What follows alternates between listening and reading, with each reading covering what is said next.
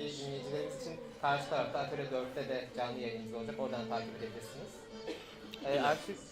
Arşivden sonranın ikinci sezonunun bu son konuşması gördüğünüz üzere Kayıp Alem dizisinde bir Lubunya arşivinin öyküsü. Bunu dinleyeceğiz. Konuşmacımız Serdar Soydan. Yıllardır aslında 1930'lu yıllardan bu yana gazete arşivlerini tarıyor. Kanon edebiyat dışındaki geride kalmış edebiyat ürünlerindeki LGBT anlatılarını topluyor. Bir yandan da 70'li yıllardaki trans sahne sanatçılarının plaklarını dinlediğiniz gibi işte albüm kapaklarını vesaire topluyor. Serdar'ın konuşması 1 saat sürecek. Daha sonra da kısa bir soru cevap bölümü yapacağız. Dolayısıyla karşı odadan olup da soru cevapa katılmak isteyenler olursa konuşma bitiminde buraya alırım tekrar.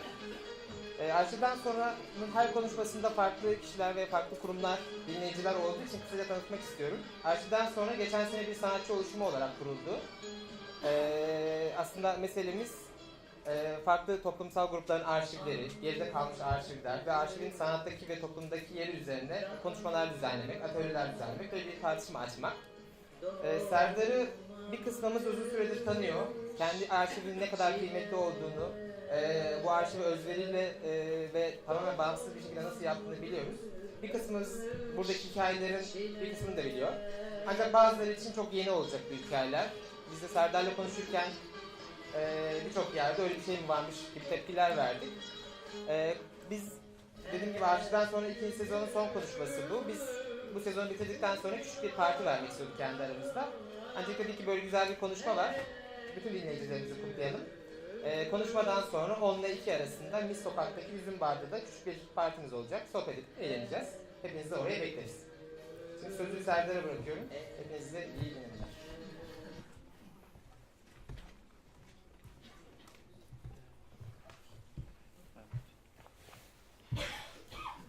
Merhaba. Bir giriş konuşması yapmak yerine böyle bir müzikle gireyim dedim. Bir Lubunya arşivi söz konusuysa İsmail Türüt'le başlamak mantıklı olur diye düşündüm. İsmail Türüt, Tarabya'da bizim uşaklar, Etiler'de yumuşaklar diye bir laf etmiş. Sonra bunu şarkıya çevirmişti. Ona biraz istinaden. Aslında Tarabya tarihinde tavernacılar, kral ve kraliçelerinin pek çoğunun Lubunya olduğu ve 1970'lerde Yorgo Vapuridis'in Tarabya'yı salladığı, 80'lerin başında 70'lerin sonunda da Nami Eren, daha sonra Sevda, sonra da Sumru'nun Tarabya'daki başarılarına istinaden Sumru'nun tek 45'lik kaydını size çalarak başlamak istiyorum.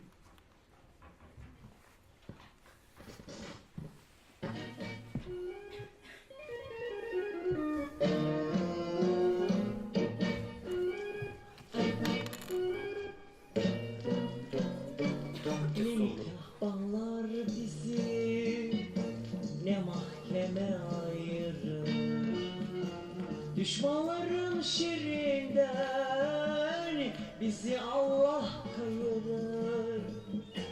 Ne nikah bağlar beni ne mahkeme ayırır, düşmanların şerrinden beni Mevlam kayırır. Nikahsız diyorlar,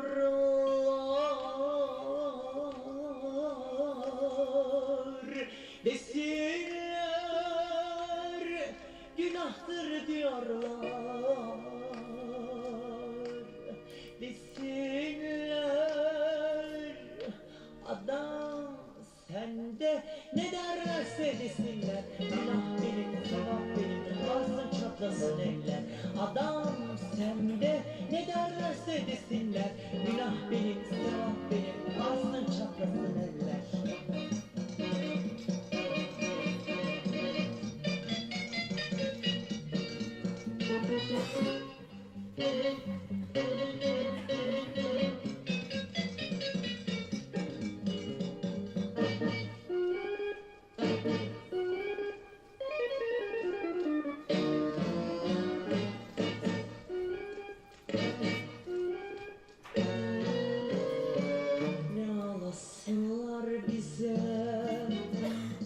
Hiç gülmesinler, ayıplayanlar bizi gelmesinler. Ne ağlasınlar bana, ne de hiç gülmesinler.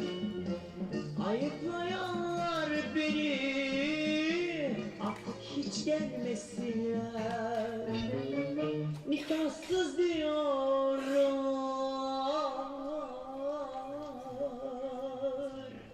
desinler,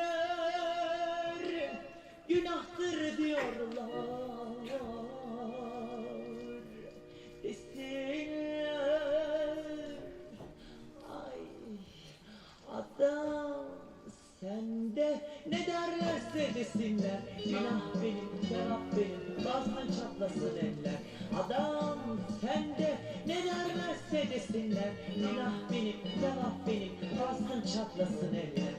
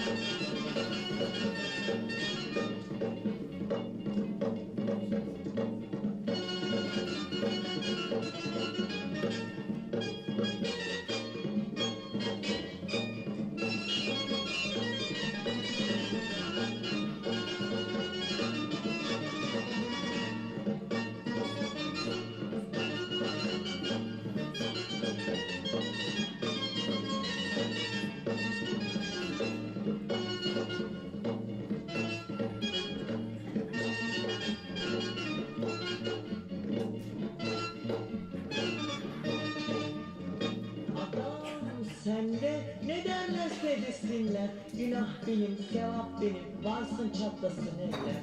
Adam sende, ne derlerse desinler. Günah benim, sevap benim, varsın çatlasın eller. Varsın çatlasın eller, varsın çatlasın eller, varsın çatlasın.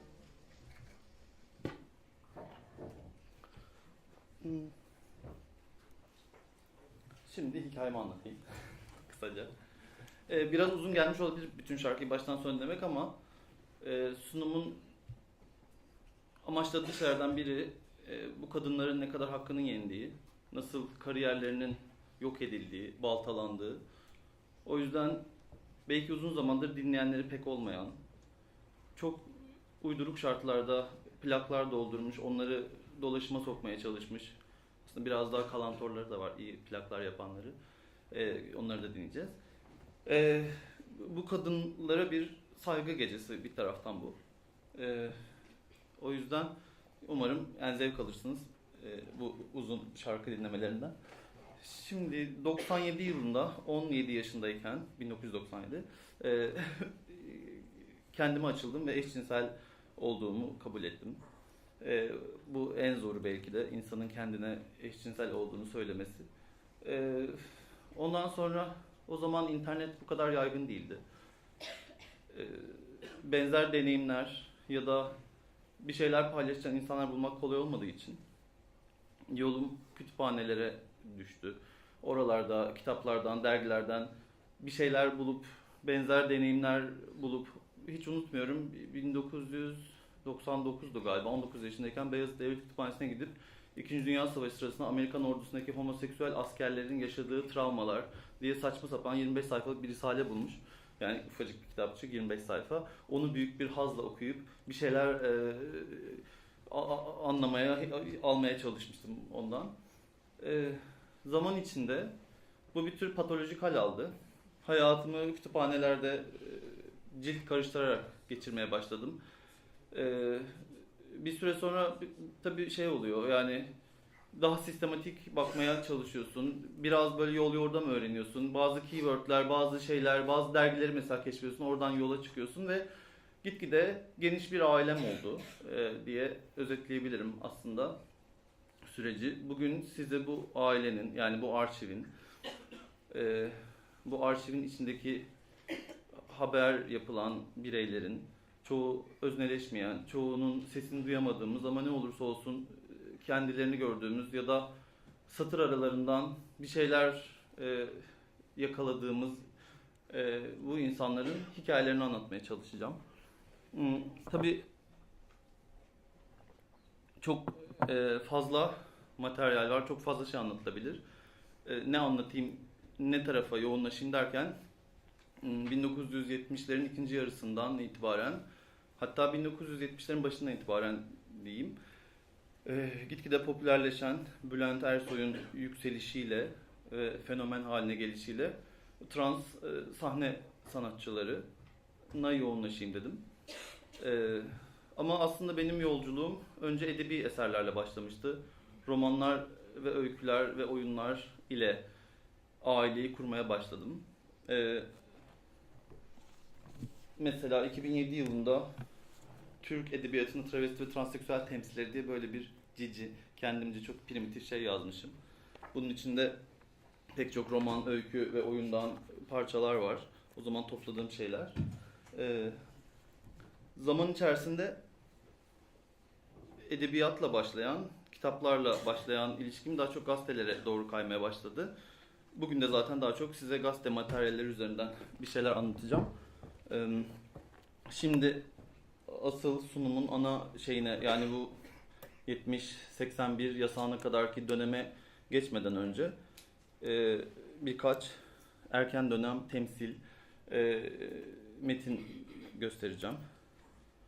Mesela 1934 tarihli. Şimdi 1930'lara bakıldığında bir böyle öldürülen cinsi sapıklar haberleri var. Yani bugün eşcinsel cinayeti diyebileceğimiz cinayet haberlerine rastladım. Bir de böyle magazin ve aile dergilerinde genellikle çok enteresan bir şey anlatıyormuş gibi, kadın da değil erkek de değil bu ne şeklinde haberler var. Burada bir interseksüel haberi. Mesela bu 1935 tarihli bir trans erkek, erkek kıyafetli genç kız diye bir transfobik başlık atılmış. Daha sonra adı Bay Bayan oluyor, Bayan Bay. Bu 1937. Bu hafta diye bir mecmuada, buysa 7 gün diye bir yine popüler kültür mecmuasında çıkan bir haber.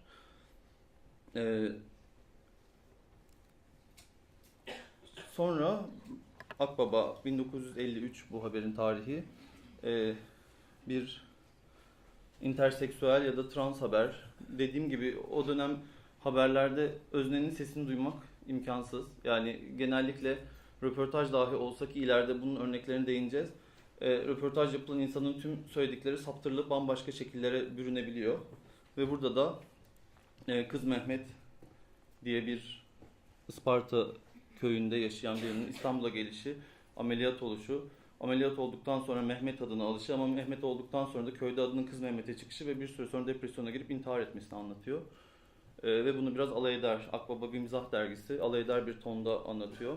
Yine aynı dergide, şuraya geçiyorum, 1929 yılında Lili Elbe ile birlikte dünyada bir böyle trans geçiş süreci popülerleşmesi var. Bu Danish Girl filmini belki izlemişsinizdir. O filmin işte 1929-31 arası Lili Elbe ameliyatlarına oluyor. 31 yılında yumurtalık naklinden sonra vücut organı reddettiği için ölüyor.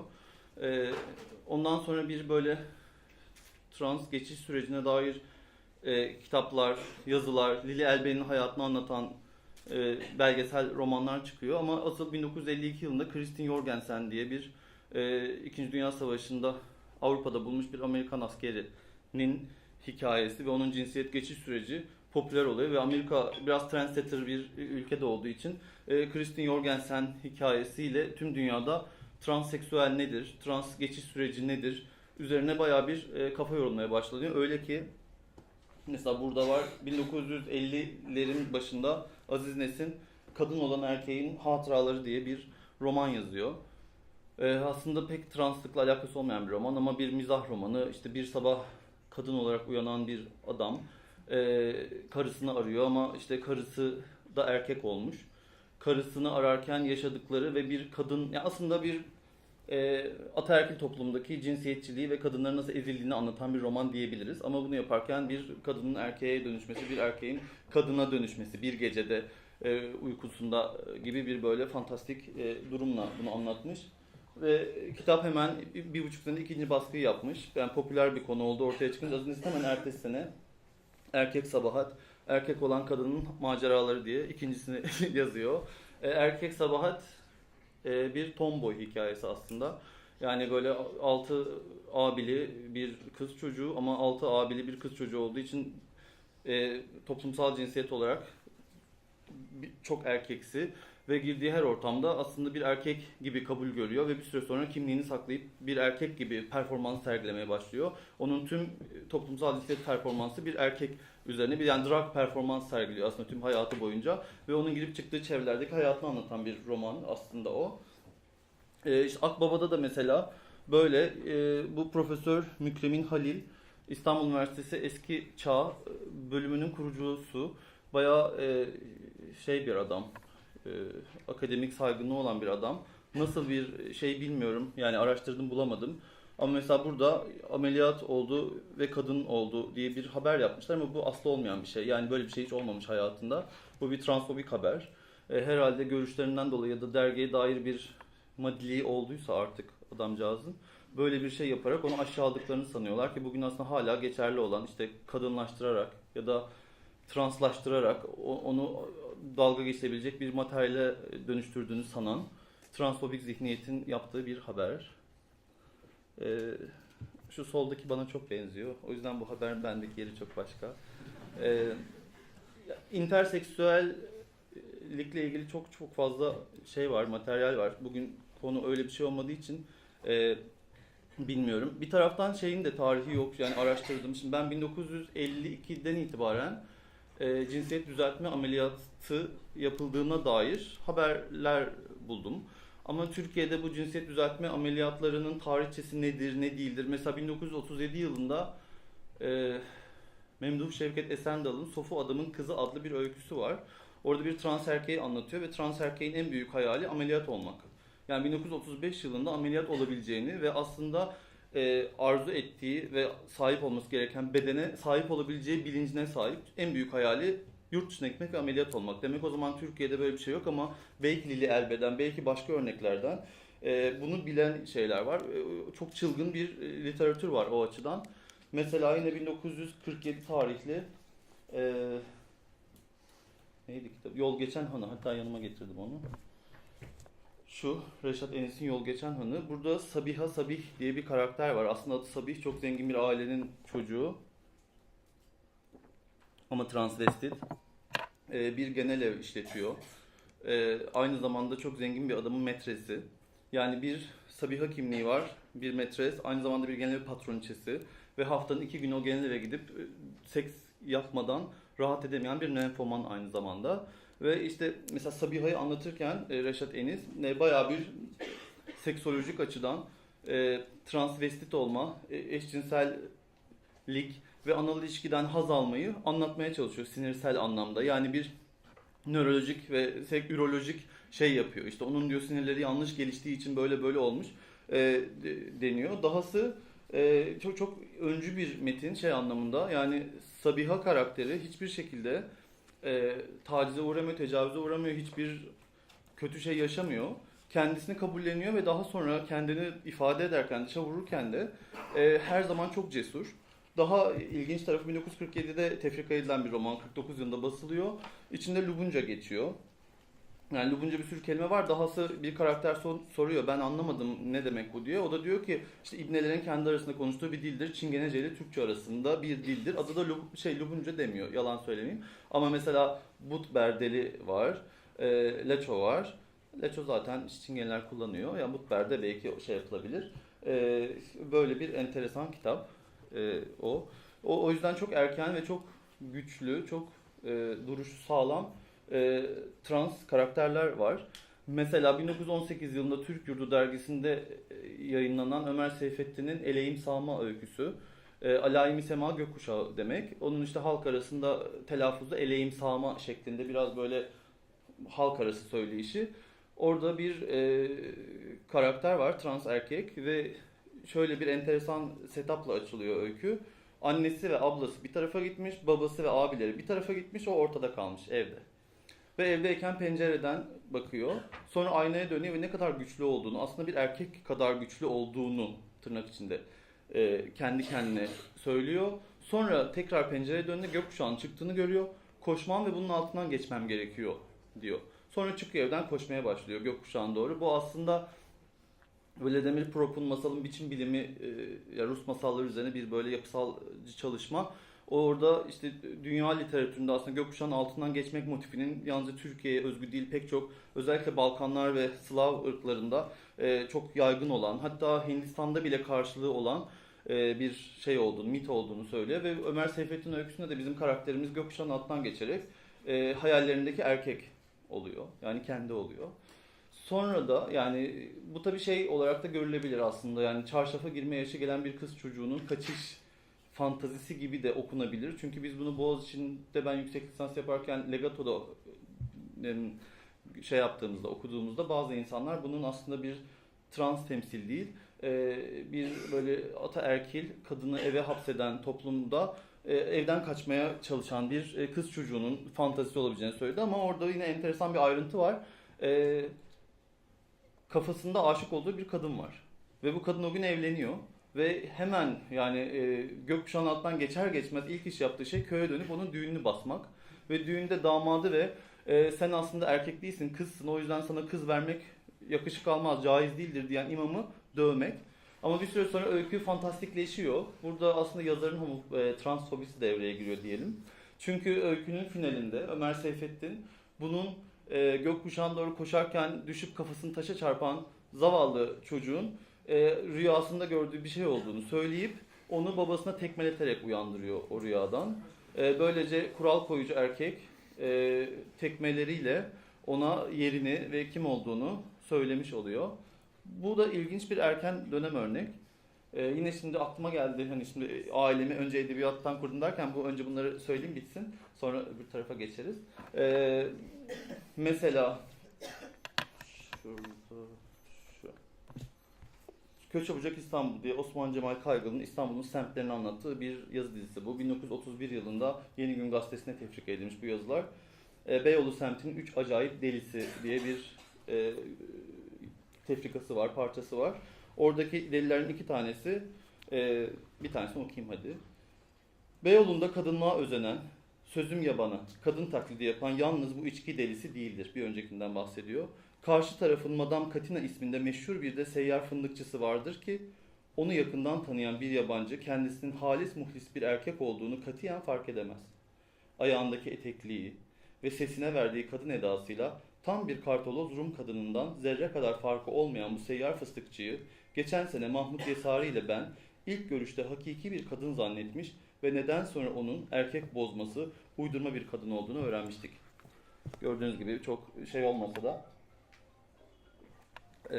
oldukça fobik bir örnek ve aynı yazar 1923 yılında da bir dergide bir garibe-i hilkat diye, bir hilkat garibesi diye bir öykü yazmış. O öyküde de Lemi adlı bir arkadaşına davetli anlatıcımız Lemi'ye gidiyor. Lemi mumlar yakmış evinde, mum ışığında bunu karşılıyor ve biraz içeri gideceğim deyip ondan sonra ona kendisini gösteriyor ve Lemi olarak karşısına çıkıyor. Arkadaş uzun süre herhalde ablası ya da kız kardeşidir diye düşünüyor. Biraz saf herhalde. Ondan sonra öykünün sonlarına doğru bunun aslında Lemi olduğunu tırnak içinde fark edip vay sen bir hilkat garibesi, bir ucubeymişsin zavallı diyerek o evden koşarak çıkıyor.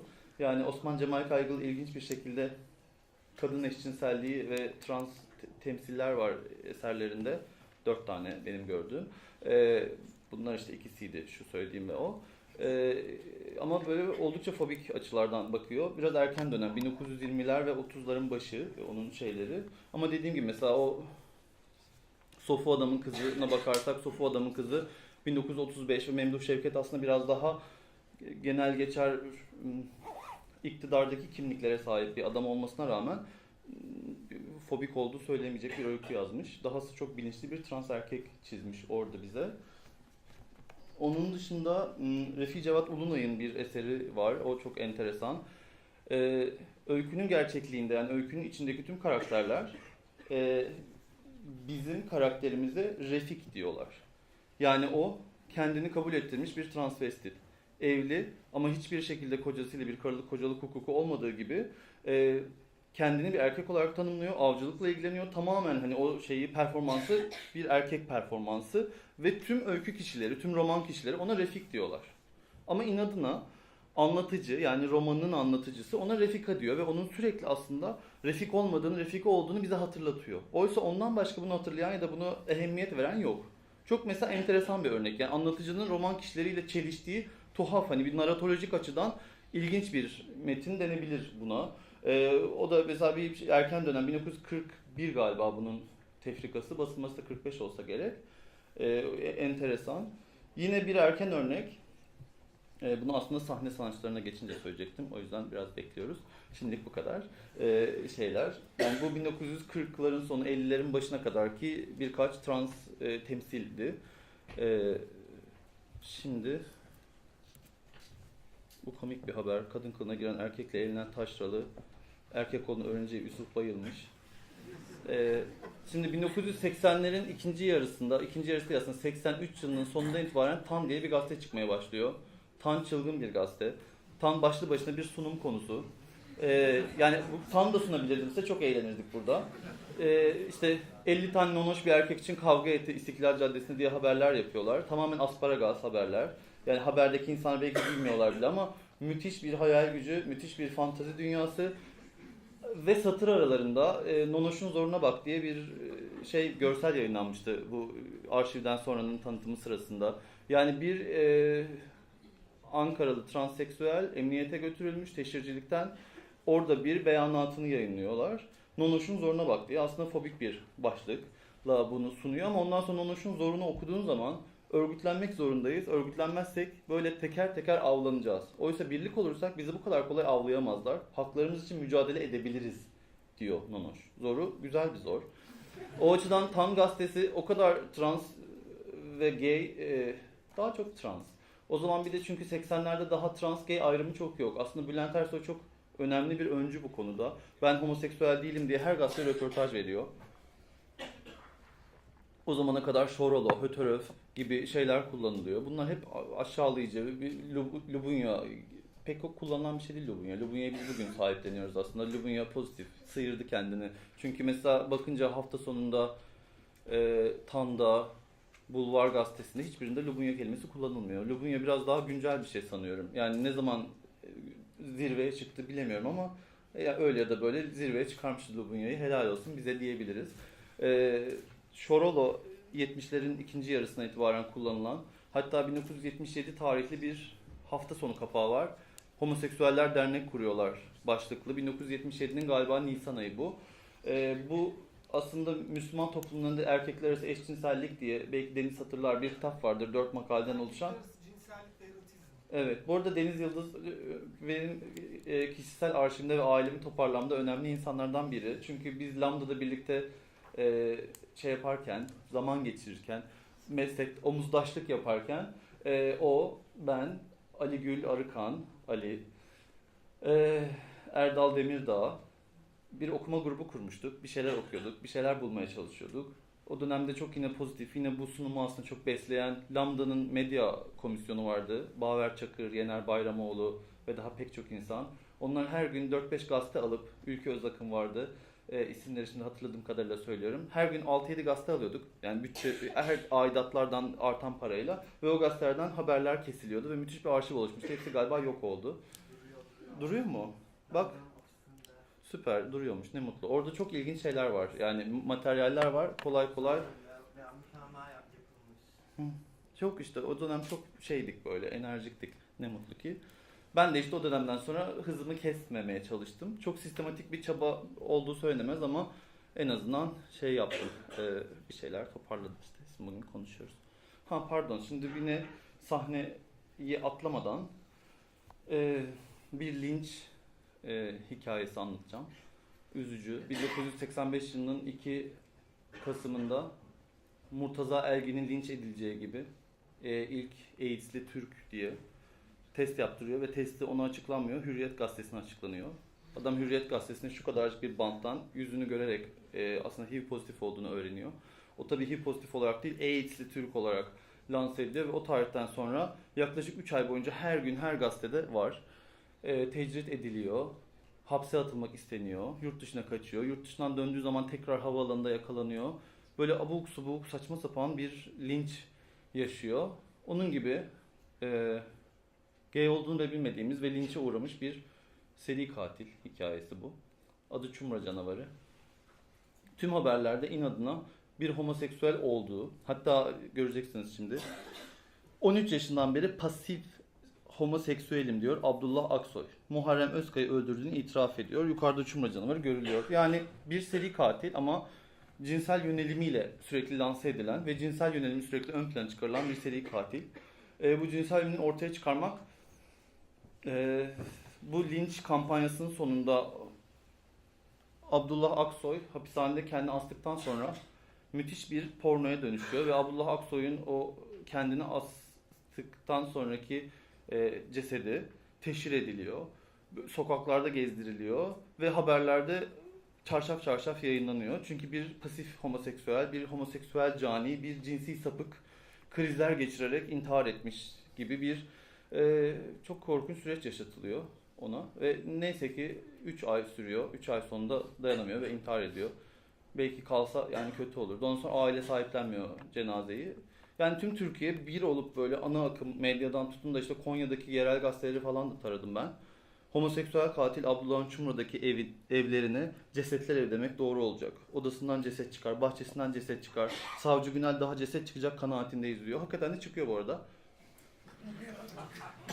1990 yılında Konya'nın Çumra ilçesinde bir tane bina yıkıyorlar. Yeni bina yapacak, kentsel dönüşüm herhalde. Altından 4 ceset daha çıkıyor. Sonra bir araştırıyorlar. Meğer Abdullah Aksoy'un eski evlerinden biriymiş. Sonra tabii şey var, bazı patternlar var seri katillikte. İnsanlar böyle seri katilleri onlara göre okumayı seviyorlar.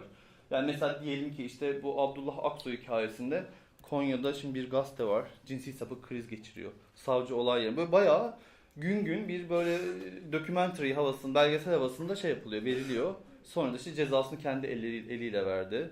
Çumra Canavarı intihar etti. Sarı Abdullah yok artık. Uzanmış yatıvermiş.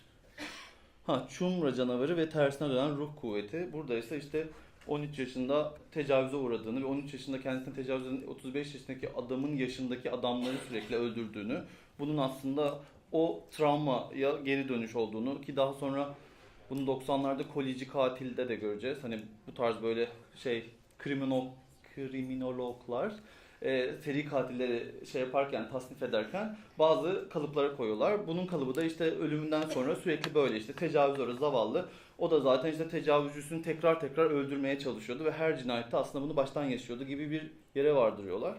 Ama çok ilginç yani işte yani homoseksüel kelimesinin herhalde en çok geçtiği 3 ay o Türkiye'de yani benim şimdilik saptadığım çılgın bir haber yani aşağı yukarı çünkü işte bir tür marjinalleştirme hoşlarına gidiyor işte bir seri katil ve eşcinsel işte tam zaten ve eşcinsel dediğin seri katil olur öldürür ya da ölür bir şey hani hoşlarına giden bir kalıp olduğu için bu onu çok gündeme taşıyorlar ve işte zavallının da günahına giriyorlar belki. Şimdi evet şeye geldik sahneye geldik yavaştan. Bu benim bulduğum ilk haber galiba 1959 tarihli. Ama bundan önce şimdi size şey göstereceğim bir tane.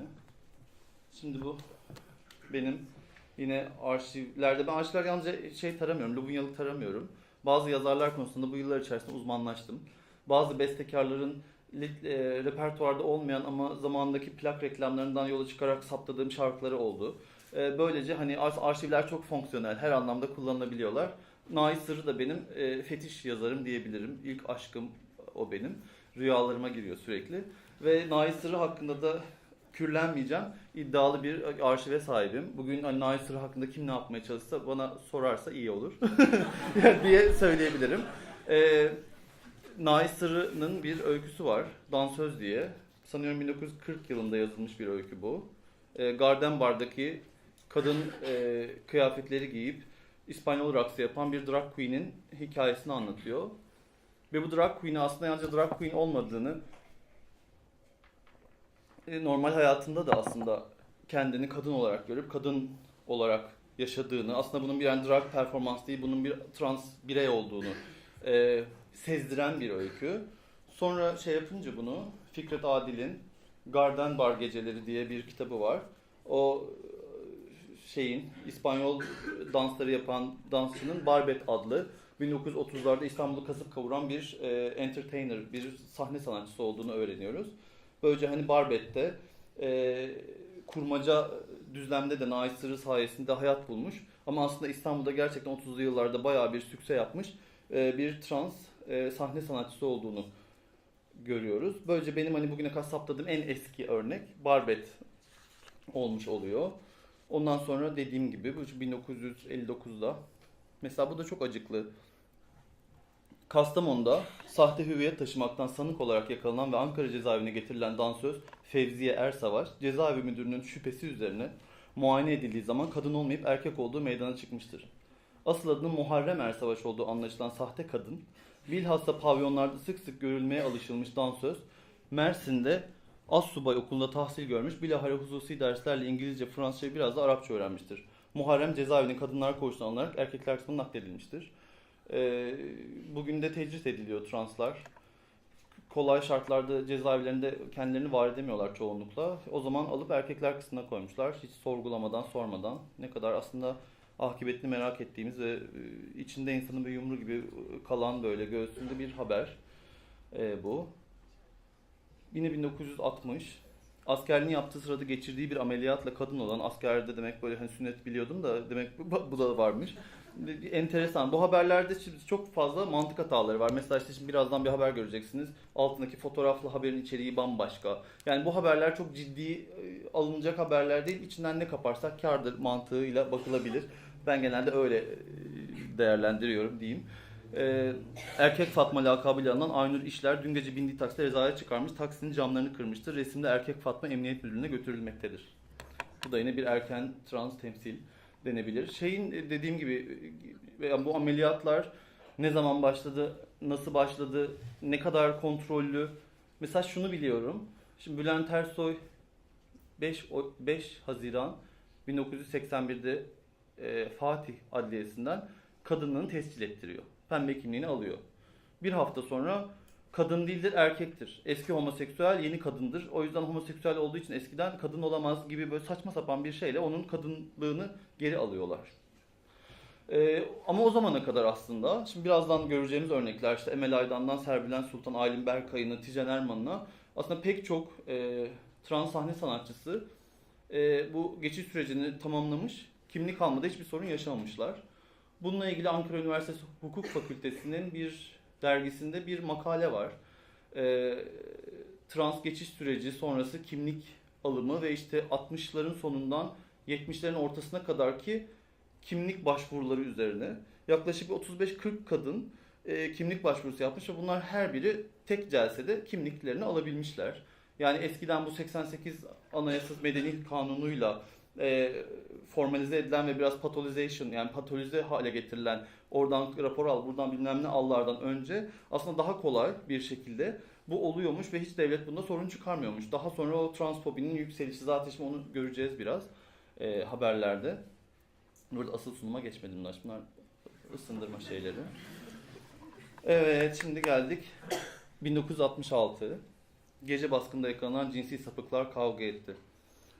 Gece kulüplerinde, pavyonlarda ve barlarda kadın dansözlere taş çıkartan bir ustalıkla oryantal danslar yapan homoseksüellerden bir kısmı dün gece Taksim Parkı'nda polisler tarafından baskına uğramış ve toplanarak emniyete getirilmiştir diyor. Bu iki isim önemli. Bunlar trans sahne sanatçılarının ünlenenlerinin ilk iki tanesi. Sağ taraftaki Alev Tamara, sol taraftaki Funda Liza. Bu 1939 doğumlu Funda Liza, 1947 doğumlu olduğunu söylüyor Alev Tamara. Onu çok yakından bilmiyorum, kimliğini görmedim. Funda Liza'yı o kadar tanıyorum. Bunlar İzmir'de Basmane Garı'nın önünde tanışıyorlar çark yaparken. Hemen bacı oluyorlar. Birlikte böyle orada çark yapmaya, iş tutmaya başlıyorlar. Bir süre sonra Funda Liza'nın, Tülin Kilmen, ailesi büyük bir madilik çıkartıyor. Ağzı burnu dağıldıktan sonra bunlar Gel abla kaçalım diye İstanbul'a geliyorlar. Tarla başında bir süre bir evde kalıyorlar. O zaman Sevda diye üçüncü bir arkadaşları da var. Bunlar üç arkadaş. Birazdan fotoğraflarını da göstereceğim. Galiba koymuştum, dur bakayım. Evet. Leyla'ymış. Ama Sevda diye hatırlıyordum. Neyse. Bu Ateş Volkan, Funda Liza. İşte Alev Tamara, Alev Tamara. Hemen eski adı diye alta iğrenç bir şekilde yazıyorlar. Hiç böyle bunu sekmiyor yani. Hani yıl olmuş 2017, neredeyse hala yazıyorlar. O zaman da yazıyorlar. Arada bir fark ne yazık ki yok. Üçü de erkekli kadın oldular. Pavyonda yakalandılar diye bir haber. Şimdi bu enteresan bir şey. İşte bunlar İstanbul'a geldikten sonra işte bir süre çarkta falan ama daha sonra yavaş yavaş pavyonlara kapak atıyorlar. Pavyonlara kapak attıktan sonra ikisi de fıstık gibi bedensel üstünlüklerini ve şeylerini kullanıp, öne çıkabilirliklerini kullanıp dikkat çekiyorlar. Öyle öyle. Şimdi Funda Liza'nın bir ufak benim çektiğim bir videosunu seyrettireceğim size birazdan ama onun için galiba bir şey mi geçirmem gerekiyordu? Doğa. Evet. Dur şimdi hem çok kısacık bir şey var ama şimdi Alev Tamar ve Funda Liza 1968-69'dan itibaren yavaş yavaş mesela o dönemin yerli sanatçı çalıştırmayan Olimpiya diye bir gece kulübü var. Funda Liza buraya kabul ediliyor. Bu çok havalı bir şey. Yani hala daha işte 80 yaşında neredeyse merdiven dayamış, anlattığı hikayelerinden bir tanesi bu. Olimpiyada çıkardım. Ankara'ya gidiyorsun, Belgin anne diyor ki Funda Liza olimpiyada çıkardı. Kulüp 12'ye girdiğinde Emel Sayın bile kafasını çevirir, hayretle bakardı. Şimdi bunlar böyle efsane kadınlar o dönem için ikisi. Mesela şimdi Funda Liza'nın anlatacağı bir Antep bunların şeyi var. Antep'e gidiyorlar. Tabii o zamanlar trans nedir kimse bilmiyor. Bunlar gidiyor böyle emniyetten izin alman gerekiyor. Çünkü Polis Vazife ve Salahiyetleri Kanunu'nun 12. maddesine göre o zamanki, şimdi belki değişmiştir. Ama bunu biliyorum, sahne yasağı da ondan çıkacak. Kadınların izin alması gerekiyor. İdari, mülki amirden, işte valiye gidiyorlar, emniyete gidiyorlar, izin alıyorlar, çalışma izni alıyorlar. Çalışma izni almaya gittiğinde kimliklerini çıkarıyorlar. Diyorlar ki siz erkeksiniz, nasıl olur yani bu? Diyorlar ki hayır biz kadınız. Ama diyorlar kimlik erkek, yani işte hani bir pre-op dönemdeyiz biz. İşte yavaş yavaş şey yapacağız. Hani bir idare etseniz olur mu? Diyorlar ki yani edelim de şimdi halk nasıl karşılayacak bilmiyoruz ki. Yani şimdi siz çıkarsınız orada izdiham olur. Sizi taşlarlar. Mekana zarar gelir falan. Bunlar diyorlar ki siz hiç merak etmeyin. Bize bir gece verin. Biz biraz deneyelim diyorlar. Sonra ablamlar böyle füze gibi göğüsler, sütyenler takılmış. Aralara fotoğraflar konmuş. Zümrüt'te o zaman neyse artık havalı şey. Çektirdikleri fotoğrafları böyle sütyenlerin aralarına sokuyorlar ve alttaki o şırın şırın sallanan şeyin altına sokuyorlar ve insanlara böyle fotoğraf dağıtıyorlar. Bütün gece tıp balosuna gidip fotoğraf dağıtarak Gaziantep halkına kendilerini tanıtıyorlar. Sonra da polis diyor ki tamam çalışın halk sizi çok sevdi diyor ve bu şekilde bir çalışma izni alıyorlar. Ve aslında çok ilginç tabii onların yaşadıkları. Yani bayağı bir turne yapmışlar. Çok büyük yerlere çıkmamışlar. O zaman çünkü Maxim var, Çakıl var ama buralarda çıkmamışlar hiçbiri. Yani biraz daha böyle aslında ikinci sınıf, Cumhuriyet Gazinosu gibi yerlerde çıkmışlar. İşte Biricik'le, Önder Somer'le falan çıkmışlar. Neydi başka? Dizlihan Baban. Yakın arkadaşlarım Funda Liza'yı tanıdığı için onlar biliyorlar sürekli çünkü. Önder Somer, Dizlihan Baban, hep çıktığım insanlar falan diyor. Mesela bir Zeki Müren'in alt kadrosu çıkmamışlar. Zaten Zeki Bey biraz şeymiş. O çekemezmiş. Yani huysuz Virgin'i bile işte almayı çok istememiş. Hep böyle dandik yerlerde sıra kız gibi en başta çıkarmak istemiş. O yüzden öyle bir durum. Ama şimdi zaten bir sonraki bölümde şeye geçiyoruz. Şimdi artık isimlere, divalara geçiyoruz yavaştan. Çünkü işte bu şeyden birer ikişer haberlik insanlardan gitgide böyle 12 gün hayatı tefrika edilen, hamilelikleri sansasyon yaratan büyük havalı kadınlar çıkıyor içlerinden. Şimdi o kadınların dönemi geliyor. Ameliyat olacağım dedi. Bizi erkeklikten kurtarın. Yine Funda Liza ve Alev Tamara bunlar. Funda Liza çok sıska suratlı. Hala da öyle. Maşallah. Geceleri süt içiyor yalnızca. 80 yaşında her gece süt içiyor çünkü formunu korumak zorunda. Şimdi Darülce'de kalıyor şu an. Feriköy, Kurtuluş son durağın da biraz ilerisinde Yenişehir tarafında bir evi vardı. O evi şimdi Darülce'ye bağışladı. Şu an orada kalıyor. Ve Darülce'nin her etkinliğinde halk müziği olunca böyle yapıyor. Türk müziği olunca böyle yapıyor. Her nabza göre şerbet vererek oradaki her kapı gıcırtısına dahi kalkıp oynuyor ve videolarını çektiriyor. O yüzden YouTube'da Funda Liza diye aratırsanız ya da bir yerde onun böyle düzenli olarak 3-5 ayda bir videolarını görürsünüz. Maşallah hala her gün oradan otobüste gelip Pangaltı'nda inip Kurtuluş'ta bir böyle caddenin başından sonuna kadar çarkını yapıyor. Sonra Barutane Sokak'taki emekliler evine gidip orada çayını kahvesini içip Kumar oynuyor biraz. Öyle bir zinde hayat diyelim.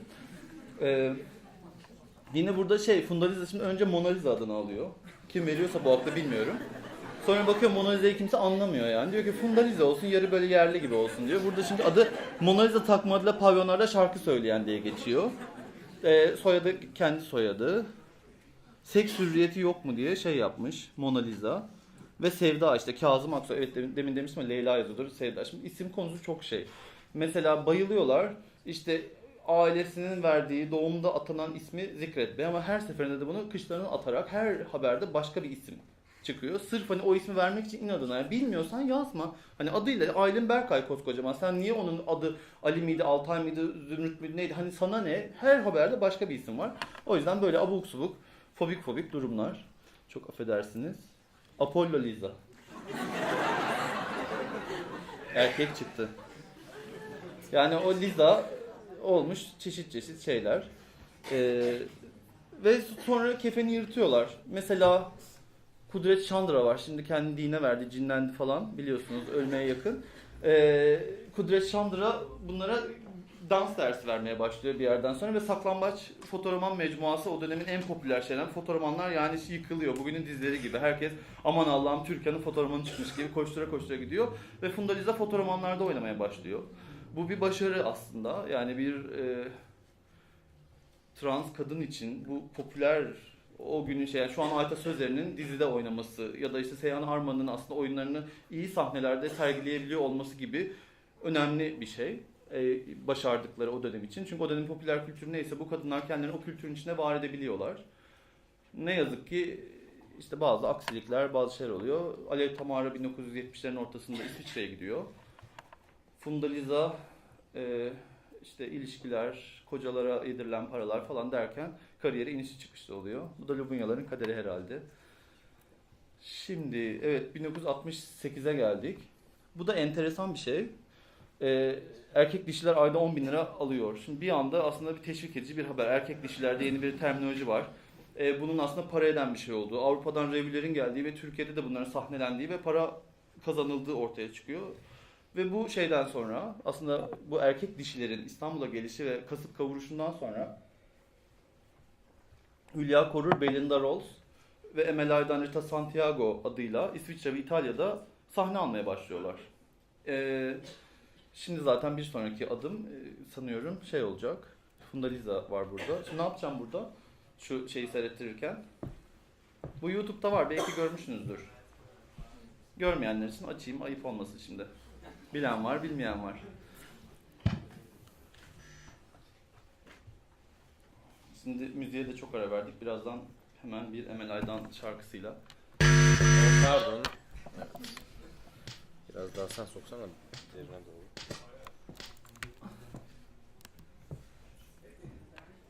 Bir dakika da. Ses az. Şuradan açmak gerekiyor galiba. Yok, hayır. Bunları dendiği zaman akan sular diyor. Her çalıştığım gazozda oryantal olmama rağmen tüm ünlülerle hep en son ben çalıştım. Ben o kadınım. İlk hayatımızda Antep'te çalışmak üzerinde emniyetten ameliyatsız olmam dolayısıyla o zamanlar yıllar evvel emniyet müdürleri izin vermemişlerdi. Çalışma izni alamıyordum ve o arada bana bir davet geldi. Dediler ki siz kendinizi ispatlamanız için tıp balosu var efendim orada sizi dans edin, bir görelim ve size ona göre izin verelim. Tabii ki ben de akşam tüm çektirmiş olduğum fotoğraflarımı da dağıtmak üzere ismime isim katma amacında olduğundan dolayı ben orada dans ettim ve bütün halka masalara resimlerimi dağıttım. Son derece ilgi ve alaka aman al bir Hollywood yıldızı kadar davet gördüm. Ve bunun yanı sıra izin aldım ve iznimi kullandım. Çalışma hayatıma devam ettim. Oldu mu?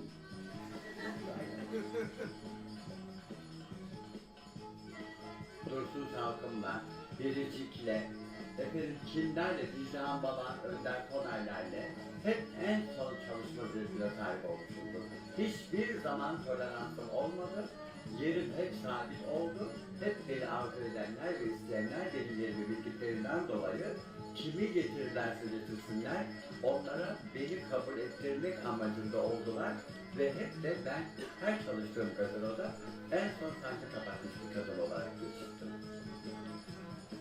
Efendim ben dans ederken asla bir köçek havasında olmadım. Dans ettiğim zaman elim, kolum, gözlerim, kalçalarım, ayaklarım, tavırlarım hep bambaşkaydı. Gözlerimin içerisine baka baka oynardım. Herkesi elimde tutabilmek için onlara çok yakın dans ediyordum. Mutlaka bunları yapmam gereken bir kadın olarak gördüğüm için kendimi halkı avucumun içine almayı her zaman başardım. Bir gün Beyoğlu'na gezmeye gittim. Fakat benim oynayan tava karşı o kadar zaafı olan, her an kıvranarak oynamaya bayılan bir kadın olarak dünyaya gelmişim. Dansları gördüm, hiç dayanamadım. Çantamı derhal onların önüne bırakarak oynamaya başladım. Aman Allah'ım, birken 3 oldu, 3'ken 50 oldu, 50 derken 60 kişi telefon ellerinde kameralarla beni aman Allah'ım daha tıklım tıklım halk olduğu gibi beni kameralara çektiler. Ve kendimle iptal ettim.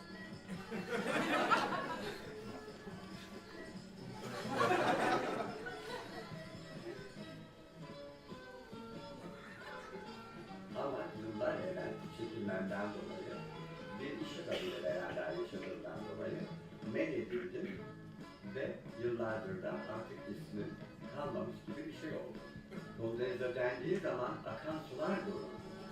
Her çalıştığım gazonda oryantal olmama rağmen tüm ünlülerle hep en son ben çalıştım, ben çıktım. Ben o kadınım. Oldu mu?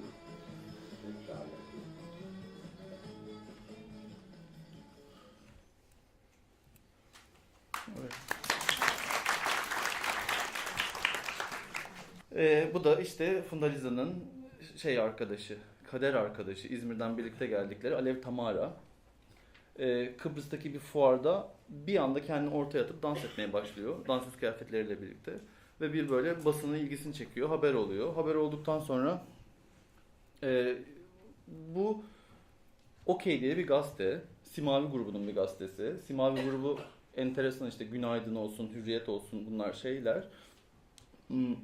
Böyle uyduruk gazeteler, bazen daha böyle bulvar gazetesi, ki aslında yani Günaydın'da Hürriyet de bulvar gazetesi sayılır da daha da böyle artık yapan, artık suyunu çıkaran magazin haberlerinin şeyler yapıyorlar. Hep bu tarafa dönüyorum, niye acaba?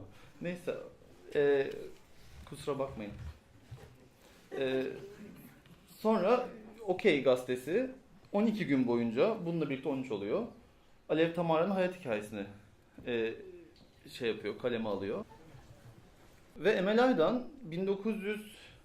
1969-74 arası yok ortada. İtalya'da ve İsviçre'de. Ondan sonra Türkiye'ye döndüğünde sıfırlamış her şeyi. Tanınmıyor. Yani geçmişi tamamen silmiş. O 4 yıllık, 5 yıllık süreçte tamamen unutturmuş her şeyi. Ve uzun bir süre şimdi göreceğiz. O dönemde Okey hala var ama Okey artık Lubunyaları çok haber yapmamaya başlıyor. Modern Gazete diye bir gazete çıkıyor 1972 yılında. Modern Gazete bir anda böyle bütün trans kadınları haber yapmaya başlıyor. Ama enteresan bir şey, yani hiçbir örnekte olmayan bir şey, hiçbir şekilde translıklarına değinilmiyor. Bu bir transfobi olabilir ama tam tersi bir normalize etme de olabilir. Çünkü yani bu kadınların cis ya da trans olduklarına dair herhangi bir ibare koymayarak aslında farklı ve bugünkü mantıkla çok ileri bir söyleme geçmiş oluyorlar. Ve hakikaten bu haberlerin hiçbirinde Tijen Erman, Christina Karol adı, Rita Santiago, Emel Aydan, Aylin Berkay, hiçbirinin translığından asla ve kat'a bahsedilmiyor. Şimdi o haberlerden de birkaç tane, bu mesela soyunmak için Türkiye'ye geldi diye, Emel Aydan'ın Türkiye'ye dönüşü. İşte Emel Aydan bir dönüyor, bir Afrodit, bir taş bebek bir anda böyle sükse yapıyor. Ve o dönem işte yavaş yavaş 1900 bu kaç sanıyorum 73'tü bu. Kaçından? Ay o 75. 75 artık erotik filmlerin revaçta olduğu ve gitgide sayısının arttığı dönemde Emel Aydan 22 filmde başrol oynuyor. 22 tane erotik filmde başrol oynuyor. Bunlar genelde böyle soft erotik, yani soft porno bile değil, soft erotik komedi filmleri. Emel Aydan bu salon komedilerinde, erotik soslu salon komedilerinde başrollere yükseliyor. Ve az buz değil 22 film söz konusu. Ama aslında Emel Aydan'ın ilk sahneye çıkışı 1967 yılında şarkıcı olarak. Yani İzmir'de gazinolarda, Sayanora'da, başka yerlerde çıkıyor. Prenses Emel olarak, işte Erdoğan olarak, Erdoğan Ersoy, Emel Ersoy, bir sürü değişik isimlerle şey yapıyor. Kendine bir kariyer yapıyor. Daha sonra işte Avrupa'ya gittiği zaman bu kariyer sıfırlanıyor. Bir şekilde biraz kendini unutturuyor ve geri döndüğünde bir sinema kariyerine girişiyor. Tekrar sahneye çıkmıyor uzun bir süre. 1978 ya da 79'a kadar, 77, 78 ya da 79'da yeniden sahne almaya başlıyor. Yani ilk şeyine dönüyor, professional'a dönüyor ve tekrar şarkıcı oluyor. Yabancı ismi Avrupa'da 5 yıl strips yapmak canına tak etti. Anasına bak kızını al, kızına bak anasını al. İşte Nuray'la bu ikisi müthiş bir ikili oluyor. Bir sürü filmde birlikte oynuyorlar çünkü haber değeri var. Yani anne kız aynı erkekle yatağa giriyorlar. Anne kız bir erkeği paylaşamıyorlar. İşte filmin başrol oyuncusu biriyle flört ederken diğeri sinir krizleri geçiriyor sette falan gibi böyle. Muhtemelen çoğu fictional haberler çıkıyor. Yine Avrupa yolu göründü. Bunlar da benim işte o dönemin Yeni Yıldız, Saklambaç, Modern Gazete gibi daha çok böyle erotik starların çıktığı dergilerde çıkan haberlerinden. Mesela işte en iyi popo yarışması diye bir haber dizisi yapıyorlar. Her hafta bir tane erotik film yıldızının poposu gösteriliyor. Mesela bu o haber olabilir bilmiyorum. Burada işte ben bunları keserek böyle bir klip yapmıştım. YouTube'da var Emel Aydan'ın birazdan çalacağımız Long Play'nin kayıtları var. Şu mesela efsane. Bir süre bunu profil fotoğrafı yapmıştı. Çok güzel bir fotoğraf. Bu plak kapağı. Şimdi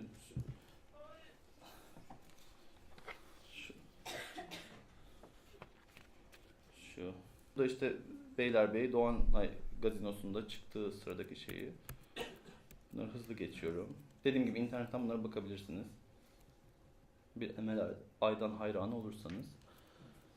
Evet. Şimdi asıl sunuma geçiyoruz. Zeki Bey'i gördük. Şimdi bir Emel Aydan dinleteceğim size. Emel Aydan enteresan çünkü onu şey yapacağız değil mi bu tarafa koyayım? Herkes kulaklarını Evet. kapatabilir mi? 2, 3. Ya hiçbir şey olmadı. Şimdi olabilir. Alıştık artık. Şimdi olabilir. Dikkatli ol. Şu mu?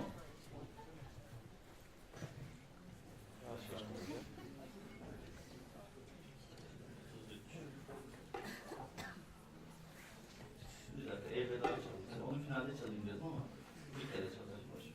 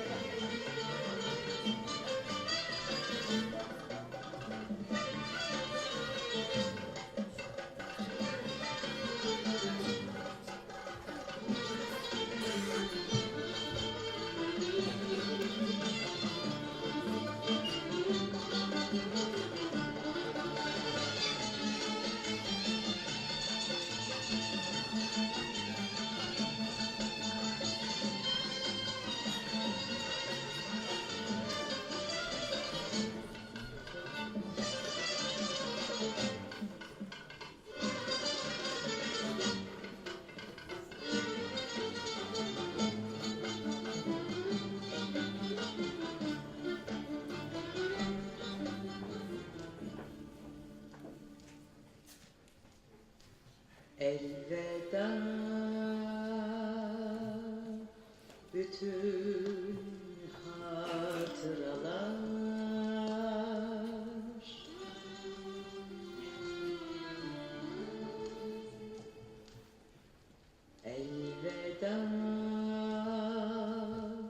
bütün gençliğim.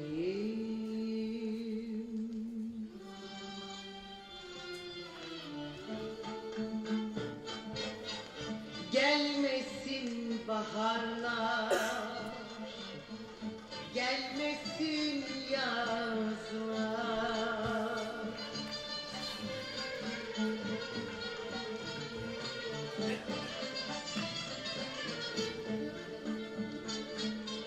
Sevinmesin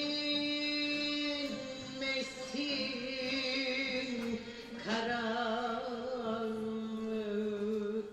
mazi.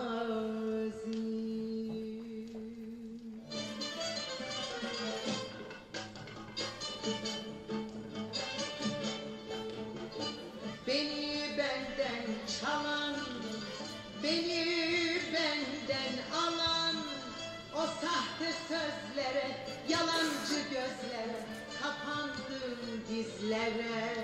Elveda, elveda hayata sizlere.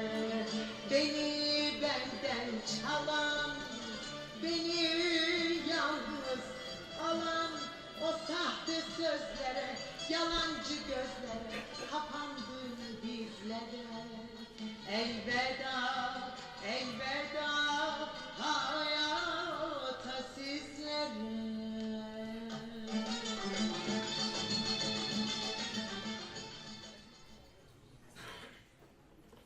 15 dakikam kalmış da o yüzden internette var zaten, izleyebilirsiniz. Evet, şimdi 70'lerin başına döndüğümüz zaman aslında Zeki Müren'in kurallarını koyduğu bir sahne dünyası var. Çünkü mesela işte en büyük rakibi Fahrettin Aslan'ın sevgilisi ve onun sürekli lanse ettiği Behiye Aksoy dersek, iki tane büyük şey. Zeki Müren aslında sahne efesine, sahne duruşuna yeni bir şey getiriyor 60'ların ortasına itibaren. Bu da bir şov. Yani Zeki Müren bir drag queen performans sergiliyor ve aslında diğer aktörler ve aktrisler de Zeki Müren gibi olup seyirci çekmeye çalışıyor. Sevim Çağlayan işte İstiridye'den Botticelli'nin Venüs'ü gibi, Milo Venüs'ü gibi çıkıyor. Ondan sonra Sevim Tunlar, Nigar Uluererler gitgide bedenini daha çok ortaya çıkaran, bedenini sergileyen, değişik kıyafetler giyen kadın solistler çıkıyor. Ve böyle bir dönemin aslında Zeki Müren trendsetter'ı oluyor. Ama tabii Zeki Müren'in bu şeyi de tırnak içinde medyaya böyle aşırılıkları da çok hoş karşılanmayabiliyor. Aşağı yukarı 1960'ların sonundan itibaren işte sanat bunun neresinde gibi işte kostümlerini gösterip şey yapan, eleştiren, Zeki Müren'in gitgide feminenleşmesi, işte sahnede artık eteklikle, maksilerle, minilerle sahneye çıkmasını problematize eden haberler yapılmaya başlanıyor. Aslında işte sahne yasağına bizi götüren ahlak kumkumalığı biraz buralardan yavaş yavaş başlıyor denilebilir. Yani Zeki Müren bir öncü ama bir taraftan da kritik edilen ve tukaka edilen, mesela sahne yasağından sonra 1983 yılında bayram programında otrişlerle, tüllerle bir kostüm giyiyor. Bant çekiliyor program ve bu otrişli tüllü kostüm programda yer almıyor. Zeki Müren büyük bir şey yaşıyor, hayal kırıklığı yaşıyor ve kıyametleri koparıyor. TRT nasıl olur da benim otrişli kostümü koymaz diye. Sonra o kostümler fotoğraflarını işte bütün gazetelere haber yaptırtıyor. Ama mesela artık hani Zeki Müren'in de yavaş yavaş, zaten düşünürsek yani 70'lerin ikinci yarısına itibaren Zeki Müren şey yapıyor, geri plana çekiliyor. Hem sağlık sorunlarından dolayı hem de artık işte yaşla ilgili bazı problemlerden dolayı, ki aslında paralel. Şimdi yine bu da mesela hareketlerine sanat değerini gölgeliyorsun. Yine Modern Gazete'nin yaptığı bir Zeki Müren haberi, ki bu aslında gazetenin ilk sayılarından biriydi bu yanılmıyorsam. 1972. Zeki Müren'in açık mektuplar yazılmaya başlanıyor. Dikkat et tavrına, tarzına. Yani çünkü bu gidişle hani sonun kötü senin. Artık sanatın çok geri planda kaldı. Bir şov kızına döndün diye. Ama aslında Zeki Müren'in oynadığı yer o oluyor.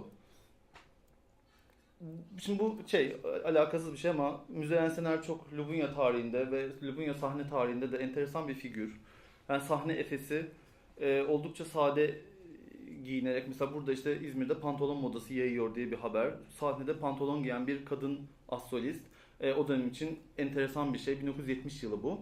Ve Müzeyyen Senar işte kısa kestirdiği saçlarıyla, çok hafif makyajla pantolonla sahneye çıkıyor. Bu o zaman için bir haber değeri taşıyan bir şey haline geliyor. Sonra sahnede elma kırması, Efe Zeybek oynaması. Aslında yani sahnedeki o toplumsal cinsiyet dalgalanmasını önemli aktrislerinden biri. Ve hani çok da şey yapılmaz, hani Zeki Müren ya da Bülent Ersoy kadar dile getirilmez ama ikisinin de bir kere idolü, ikisini de taklit ederek sahneye çıktığı insan Müzeyyen Senar. Ve çok tesadüfi değil aslında Müzeyyen Senar'ın böyle bir sahnesinin olması ya da sahnesinin buraya evrilmesi. Çünkü ilk dönemine bakılırsa işte 1930'lardan 50'lere kadar, 60'lara kadar olan dönemde Müzeyyen Senar gayet alıştığımız az solist formunda o kıyafetleri giyen biri ama zaman içerisinde gitgide daha maskülen, ya yorumuyla da aynı şeyi yapıyor, sesiyle de aynı şeyi yapıyor. Daha böyle gırtlağı az kullandığı, daha düz okuduğu ve daha sahnede durduğu, daha tomboy durduğu bir role bürünüyor. Yani şimdi ileride var işte Bülent kadınlaştıkça Zeki erkekleşiyor diye haberler yapıyorlar 80'lerde. Zeki Müren kadınlaştıkça Müzeyyen Senar erkekleşiyor aslında tam olarak tarihsel bakıldığında böyle sahnede. Tabii şimdi Zeki Müren çok popüler olunca Zeki Müren'in taklitleri çıkmaya başlıyor. Yani şimdi Bülent Ersoy ve Bülent Ersoy'un rüzgarıyla ortaya çıkan translara geçmeden önce Zeki Müren ve Zeki Müren'in rüzgarıyla ortaya çıkan solistler var. Bora Dinletir bunlardan bir tanesi. Çok erken yaşta bir trafik kazasında ölüyor. Sonra hemen Lubunya spekülasyonlar, benim var birkaç arkadaşım öyle işte 50'lerde doğmuş falan. Zeki öldürttü onu. Var etmedi. Çünkü sonra bir de çıkıyor işte. Mesela Zeki Müren'e benzedim, aç kaldım. Bu tabii çok geç bir örnek. Aslında bunu araya koydum gullüm olsun diye. Bu 1980'lerin başında işte Zeki Ersoy diye, yani biraz gibi böyle, ne o? Bir tane vardı ya bizim zamanımızda da. Yok aslında Muazzez Ersoy böyle takma isim. Muazzez Ersoy adını koyanla Pembe Köşk, evet. Pembe Köşk gazinosunun sahibi, sen tabi biliyorsun. Serbülent Sultan'la onlar yaptıkları için. Neydi? Cahit? Değil. Unuttum şimdi, neyse. Muazzez Ersoy'un adına Serbülent Sultan da o koyuyor. Öyle bir adam. Cahit Çeki. Pembe Köşk gazinosunun sahibi burası. Çok Lubunya çıkarıyor. Yani Erhan Tunan ilk orada çıkıyor. Serbülent Sultan olarak Aylin Berkay ilk orada çıkıyor. Bunlara da güzel reklam kampanyaları yapıyor. Serbülent Sultan memelerine Serbülent yazdırıyor. Ve işte Bülent Ersoy'un en popüler olduğu, o yani Buca cezaevine girip çıktığı 1980 sonunda Bülent Ersoy bir çılgın fenomen haline geliyor. Artık yani bu Bülent'in önüne geçemiyorlar hiçbir şekilde. Yani ne yapsa artık büyük bir sansasyon haline geliyor. İşte hapse düşüyor, görevli hakime saldırıyor. Ona rağmen hani gitgide büyüyen bir popülarite ve yükselen bir maaş söz konusu. Aldığı paralar çok dudak uçuklatıcı. O dönemde işte hemen Bülent Ersoy, tamam ben de Serbülent falan gibi bir kafa anladığım kadarıyla oradaki. Her ne kadar anneannemin adıydı, onu oyda kullandım falan gibi bir açıklaması olsa da. Neyse, kendisini tanıdım bu arada. Kızıl Toprak'ta bir böyle cumhuriyetçi teyze, apartmanın yöneticisi, birkaç yönetimdir.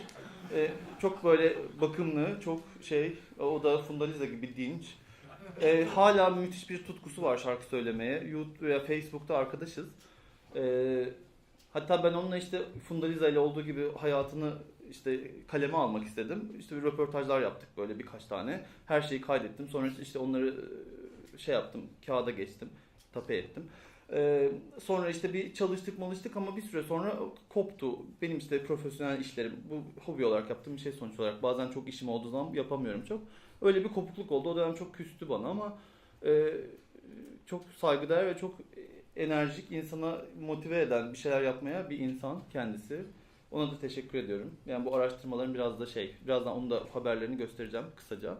Adnan Pekak, Zeki Müren'in en güçlü rakibi olmuş ama o da bir süre sonra işte 15 yıllık bir ara vermek zorunda kalmış sahnelere. Yine Zeki Müren onu zehirletti, Zeki Müren onu sahnelerden sildi diye spekülasyonlar yapılıyor hakkında. Adnan Pekak 2006'da öldü. Güzel, ilk dönem sesi çok Zeki Müren'in hakikaten, yani 60'ların başına çıkıyor. 62 yıl sanıyorum çıkışı. Zeki Müren'in o zamanki yorumu neredeyse aynı. Hatta işte Sevgilim Beni Bırakıp Kaçtı diye bir şarkı var. Aynı sene Zeki Müren, Müzeyyen Senar ve Adnan Pekak bir okuyorlar bir plağı. Üçünü de dinlemenizi öneririm. En iyisi Müzeyyen bence ama Adnan Pekak da yabancı adları değil Allah için. Sonra Amber diye bir long play çıkarıyor. O Amber long play'inde biraz artık böyle 70'lerin ikinci yarısına çıkmış bir long play ve sesi biraz ve yorumu da değişmiş. bilmiyorum. Zaman durdurmadan mer yüzünü gerdirmiş. Evet, sonra da işte Zeki Müren'e rakip olarak çıkarılan son isimse artık Zeki Müren'in en böyle çaptan düştüğü döneme denk gelen, Zeki Müren'in artık işte gut hastalığıydı, şekeriydi, bilmem nesiydi diye yavaş yavaş önce Antalya'ya bir tevatüre rivayete göre Antalya'da evini taşlamış halk. Bütün o çocukları topluyorsun, evinde seks partileri veriyorsun diye evini taşlamış. O da Antalya'ya küsmüş, bir daha asla dönmeyeceğim buraya diye Bodrum'a gitmiş. Zeki Müren'in Bodrum'a gidiş hikayesi böyleymiş.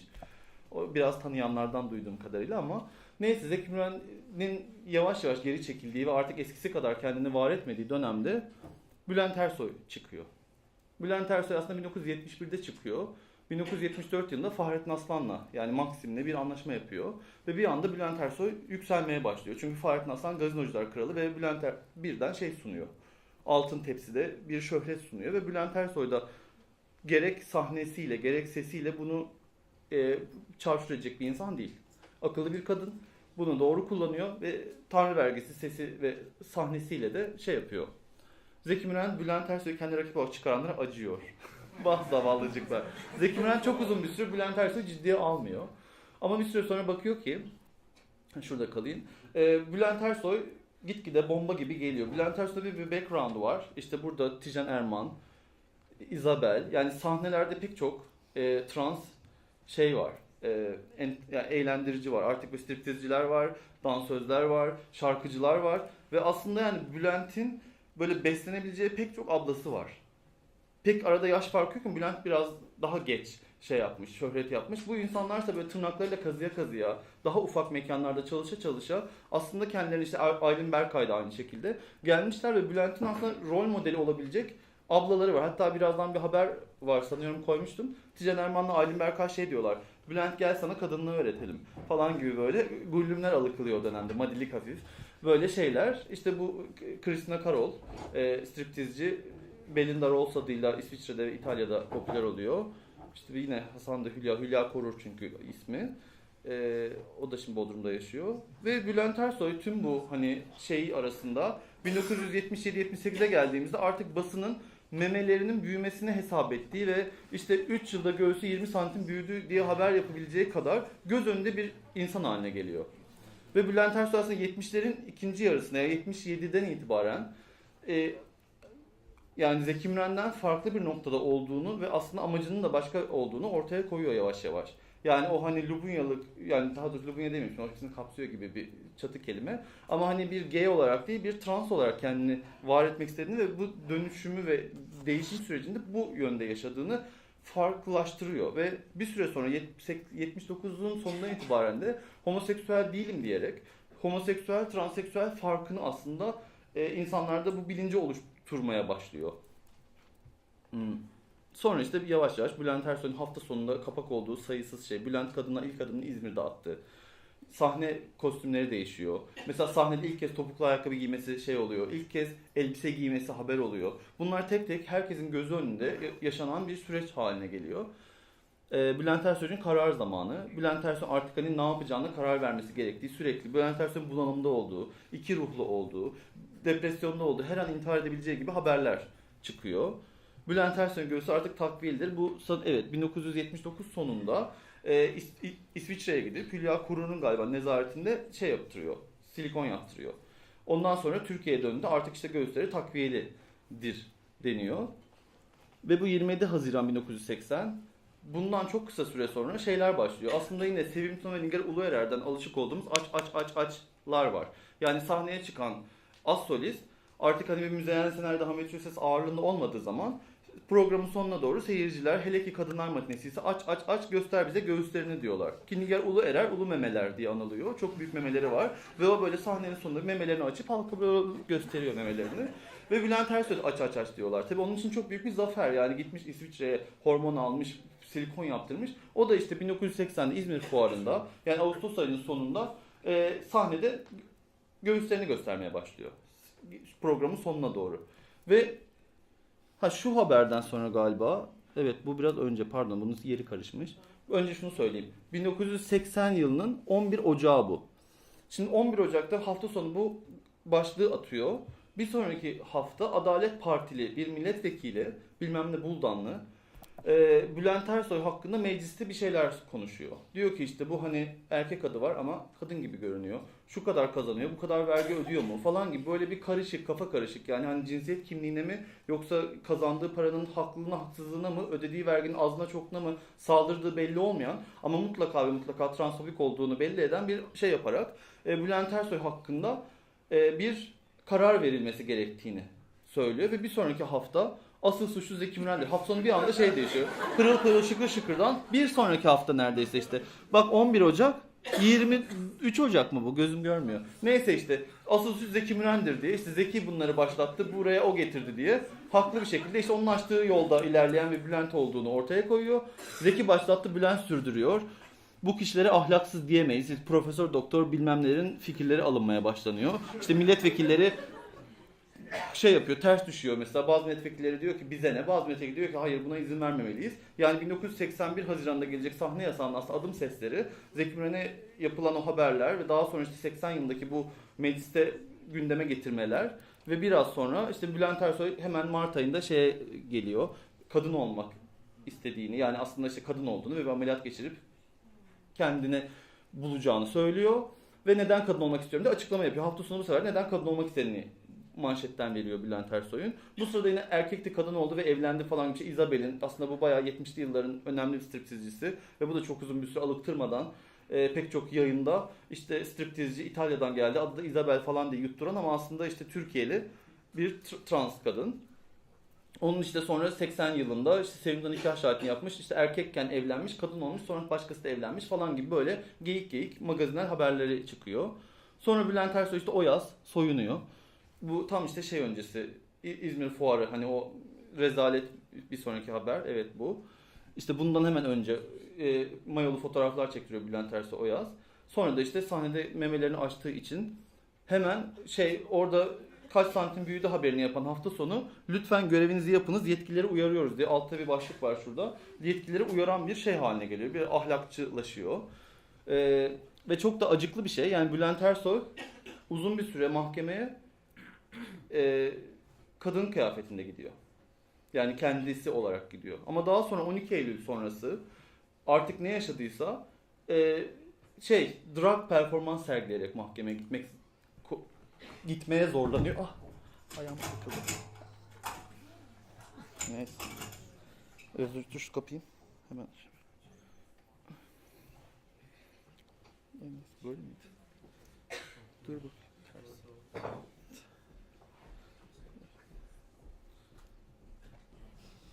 Neyse herhalde duyulur sesim ya. Duyulmuyor mu? Şöyle yaparım, duyarım, tamam. Az kaldı zaten. Zaten zaman da kalmadı.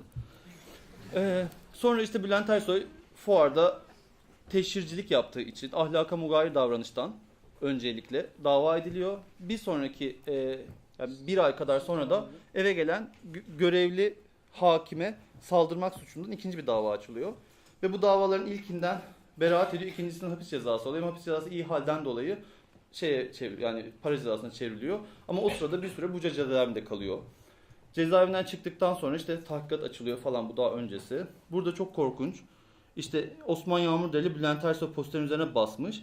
Yukarıdaki adam Ziya Taşkent'ti. 99 depreminde öldü. O da Bülent Ersoy'un afişine bıyık çizmiş. Ve bunları da işte hafta sonu yine taşımış. Yani 3. sayfadan vermiş. Sonra işte Bülent Ersoy'un aslında Yüz Karası filmini seyredenler varsa aramızda o filmdeki hikayenin gerçeğini görüyor burada. Ve işte galiba bu dersi hak ettim. Bunu ben işte seçtim böyle olmayı. Aşırılıklarım işte sonumu getirdi falan gibi haberler çıkıyor. Bülent Ersoy'a bir öğretilmişlik, çaresizlik ve suçluluk aşılanıyor. Ya da işte o popüler kalabilmek adına bunu oynuyor diyebiliriz. Bülent Ersoy kendini yargılıyor. Ben iki ruhluyum. O dönemki şeyler. Sonra Bülent Ersoy hapisten çıkıyor. Özgürlük Gecesi. Bu sırada tabii çılgın bir şey var ortada. İşte bu Talha Özmen'in, onu da dinletecektim ama neyse artık internetten bakarsınız. Onun birkaç tane kaydı var YouTube'da. Talha Özmen Bülent Ersoy'un yakın arkadaşı. Bunlar birlikte büyüyorlar. Onun sahne aldığı yere gidiyor. Ve işte o gece eğleniyor. Bu da Hakkı Çağdaş, Bülent Ersoy'un alt kadrosuna çıkan başka bir Lubunya. müthiş bir bağ var aralarında. Yani ben Funda Liza'dan ve Serbilen Sultan, Aylin Berkay'dan yaptığımız görüşmeler sırasında öğrendiğim kadarıyla hepsi birbirinin evinde kalmış, birlikte zaman geçirmiş, birbirini tanıyan insanlar.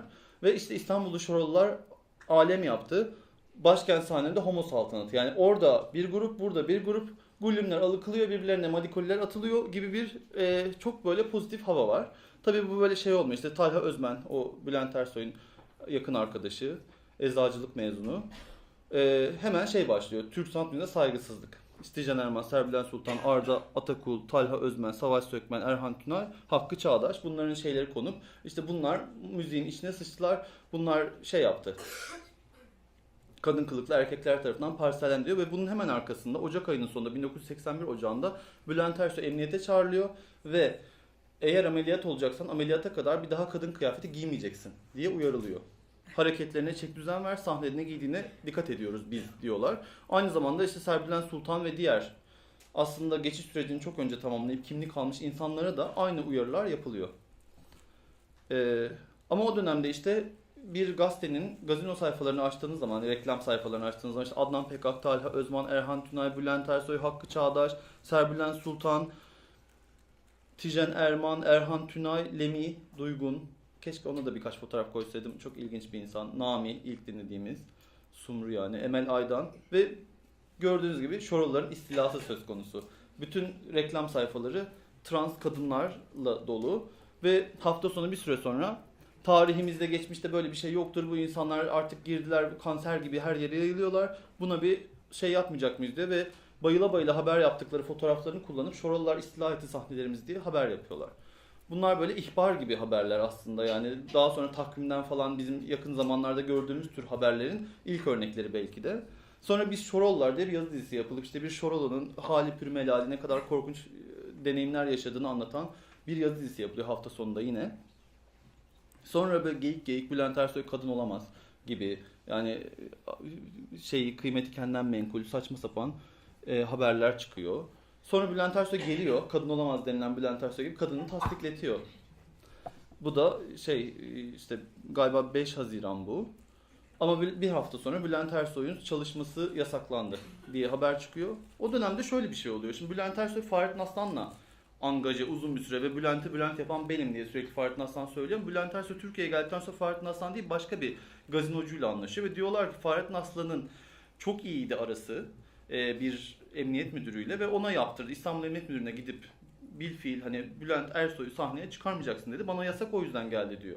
Ama oysa tüm bu süreci analiz ettiğimizde aslında transfobik engellemelerin ve transfobik saldırıların çok uzun bir süredir söz konusu olduğu ortaya çıkıyor ve neyse işte homoseksüel İstanbul'da sahneye çıkması yasaklanıyor. 11 Haziran'dan itibaren her gün İstanbul, Bursa, Ankara, İzmir, Bok derken bütün illerde transların ve eşcinsellerin sahneye çıkması yasaklanıyor. Polis Vazife ve Selahiyetleri Kanunu'nun ahlaka mugayirlikle ilgili 11. maddesi ve kadınlar izin almak zorundadır sahneye çıkmak için denen 12. maddesi yüzünden. Bunlar kadın mı erkek mi belli değilden yola çıkarak transfobik bir şeyle sahne yasağı konuyor. Hemen Sevim Tuna ki FGG'lerin kraliçelerinden bir tanesi, kadın olmayan kadına iyi bir tokat, çok sevindim bu habere diye, kararı alkışlıyorum diye beyanat veriyor. Yargıtay Bülent Ersoy'un kadını tartışmaya başlıyor. Bülent Ersoy kadınlığı geri alınıyor. Ondan sonra şimdi ben neyim diye bir haber Bülent Ersoy'un ağzından ama aslında onun ağzından değil halka soruluyor. Bülent Ersoy işte kadın mı erkek mi yoksa nedir falan diye. Sonra böyle bir süreç başlıyor. Şimdi Bülent Ersoy'da Serbilen Sultan işte günahlarımın bedeli diye annesinin namaz kıldığı bir fotoğraf. Şimdi mesela bunu geçiyorum. Mesela bu Erhan Tünay işte burada ameliyat tarihini veriyor. Benden erkek buraya kadar diye. Sonra cımbızla tıraş olduğunu söylüyor. Sonra korkudan tövbekar olup yeniden laçovarleşiyor. Yasak kararından sonra. Bu Talha Özmen yasak kararından sonra Şoroğlu sanatçı artık Şoroğlu eczacı. Kendi diploması olan mesleğine dönüyor. Bu bir yazı dizisi. Yasaktan sonra yapılıyor. Burada işte o dönemin işte kim var burada? Tijen Erman, Savaş, Merve Sökben şu an, Lemi, Esinhan ve Reyhan Şeniz'in röportajları var bunun içinde gibi bir şey. Tamam. Şimdilik bu kadar sunduklarım. Bir şeyler daha vardı. Serbilen Sultan dosyası koymayı unutmuşuz. Onun da fotoğrafları vardı. O da işte böyle servis penceresi diye böyle poposu açık kıyafetler giyerken yasak sonrası annesi namaz kılarken haberler yaptırıp günahlarımın kefaretini ödüyorum diye haberler yaptırıyor. Ya biraz böyle hızlı oldu sona doğru, kusura bakmayın. Yani biraz zamanı iyi kullanamadım sanıyorum. Ama ben şu haber başlatmıştı benim şeyimi. Bülent Ersoy'un 1985 yılında Cumhuriyet'te yayınlanan bir röportajı vardı bu kitabın içinde. Ve o röportajda çok çılgın bir politik doğruculuk vardı. Ve çok güzel şeyler söylüyor, çok doğru şeyler. Türkiye'nin bazı yasalarına göre kadın, bazı yasalarına göre erkeğin, bu benim ayıbım değil, Türkiye'nin ayıbıdır gibi. Herkes feminist olmalıdır gibi, bunu böyle gerekçelendirerek falan söylediği müthiş bir röportajdı. Ben bunu okuyunca ya pardon da yani biz bu kadını çok başka tanıyoruz. Yani benim hani kişisel tarihime bakınca Bülent Ersoy'un durduğu denyo yer değil burası. Çok böyle aktivist, yani kendi özgürlüğü için, kendi kimliği için mücadele eden ve sayısız dava açan bir kadının hikayesini anlatıyor bu dedim ve Bülent Ersoy'un hayatını araştırmaya başladım. Sonra bir baktım Bülent Ersoy tek değilmiş, bir sürü kadın varmış aslında ondan önce ve ondan sonra ve bu kadınların hepsi işte 1981 yılında Bülent Ersoy'un şanslı, öyle ya da böyle çok popüler ve fenomen bir karakter ama pek çoğunun kariyeri sona eriyor. Ve yani bilmiyorum işte 2 tane dinledik. Nami Eren'i ve Emel Aydan'ı dinledik. Ve dinlediğiniz zaman mesela Emel Aydan azımsanacak bir ses değil aslında. Yani kendini çok rahat var edebilirmiş. İyi prodüksiyonlarla çok güzel albümler yapabilirmiş. Ve bunun önüne geçilmiş. Bana çok üzücü geliyor. Yani bu şeyi oluştururken, dosyayı oluştururken hani bunu ben bir ara belgesel yapmak falan istedim ama bu kadınların bazıları kendini ifade etmek istemiyorlar çok fazla. Çünkü haklılar. Yani kendini trans olarak tanımlamak zorunda değil hiçbiri. Çünkü translıklarını öne çıkaran bir dosya ne olursa olsun bu ve bunun içinde yer almak istemiyor olabilirler. Çok doğal bir şey bu. Ama çok iç acıtıcı. Çünkü yani hiçbir sebep yokken tamamen keyfi bir uygulamayla çalışma hakları ellerinden alınmış. Hukuki olarak bilmiyorum ne yapılabilir ama mesela bu kadınların bir kısmı örgütlense bunlar dava açabilirler mi geçmişe yönelik? Bilemiyorum. Para toplanıp bu kadınlara albüm yapılabilir mi? Bilemiyorum. Bunlar hep aklımda. Tamam kapatıyorum. Kapatırken şey diyorum. Tamam sonuç şu. Ben şimdi bu kişisel olarak bunları topladım. Sırf bu da değil bir sürü başka şey var. İşte Tan gazetesi var. İşte Murtaza Ergin'den bahsettiğim ilk HIV pozitifli eşcinsel birey ve onun yaşadığı linç. Çok korkunç çeşit dosya var ve ciltler arasında çok fazla hikaye, çok fazla acıklı Güllüm. Mesela Murtaza Ergen işte linçe uğruyor ama adam ertesi sene İzmir Fuarı'nda sahneye çıkıyor. Yani HIV üzerinden uğradığı linçi popülariteye çeviriyor. Tam bir Lubunya zekası. Ertesi sene sahneye çıkıyor ve çok prim yapıyor. HIV'li göreceğiz diye herkes izlemeye gidiyor. Herif para kazanıyor. Cebini dolduruyor o sayede mesela. O güne kadar hiçbir şekilde vokalistikten öteye geçememiş insan bir anda az solist oluyor. Çılgın bir şey aslına bakarsan. Tam işte Güllüm dedikleri şey ve o belginlerin bizim büyüklerin söylediği şey Güllüm böyle bir şeydi. Yani en korkunç anda zaten yapabiliyorsan bunu ve dalganı geçebiliyorsan güllümdürse Murtaza Ergin'in yaptığı tam bir güllüm aslında. Öldüğü zaman da başına gelenler çok korkunç. Neyse. Çok fazla materyal var, çok fazla taranacak gazete var. Ben işte bireysel olarak bir şeyler yapıyorum. Bir sürü insan da var yapan. İşte Deniz burada. Onun da bir arşivi var. Pek çok insanın var. Yani ben diliyorum ki bu bir başlangıç olur. Belki bu konuda çalışmak isteyen, bir şeyler yapmak isteyen insanlar birbirimizi buluruz, bir araya geliriz ve o sayede bir böyle arşivi daha sistematik olarak tarar, daha sistematik olarak bir şeyleri toparlar, daha böyle şık laflar edebiliriz belki gelecekte. Çünkü hakikaten taradığın zaman, emek sarf ettiğin zaman ailenin sandığın kadar küçük olmadığını görüyorsun. Biraz ilgilenmek ve sevgi göstermek gerekiyor aileye. Çünkü işte insan ilişkileri ayakta tutuyor bizleri. Yani o yüzden ne kadar hani sevdiklerimize vakit ayırırsak, ne kadar onlar için uğraşırsak o kadar sevgi dolu bir dünya olabilir. O yüzden ben diyorum ki birlikte arşiv taramak isteyenler kaleye mum diksin.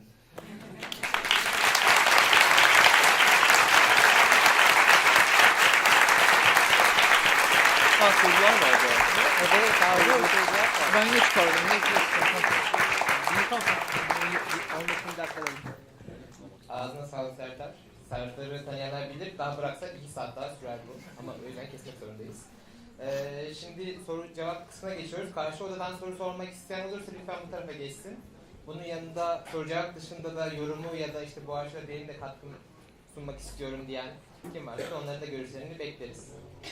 Kim warm-up sorusunu yapmak ister?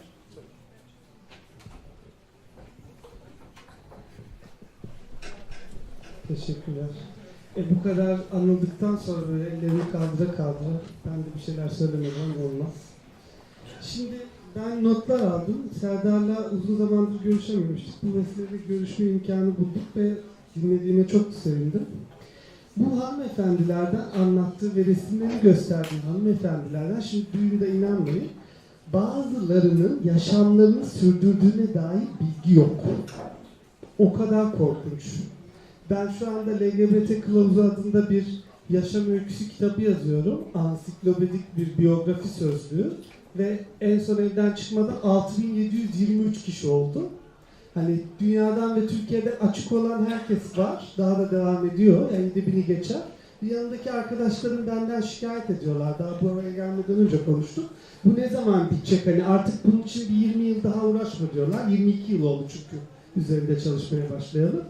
Neyse, mesela bir örnek vereceğim. Buradaki hanımefendilerin doğum bilgileri de yok. Mesela Alev Tamara'nın doğum tarihi için neredeyse nüfus idaresine gidecektim. Hani onun için 1947'yi duyduğuma çok sevindim. Hemen eve gidip yazacağım Alev Tamara biyografisine 1947'yi. O kadar trajik.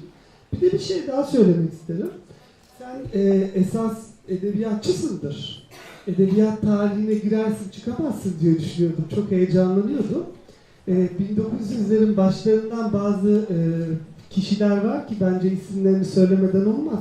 Bir Sait Faik'i, bir Hüseyin Rahmi Gürpınar'ı, bir Abdülhak Şinasi Hisar'ı, yani çok aradım taradım ama maalesef divan edebiyatından sadece bir tane lezbiyen bulabildim.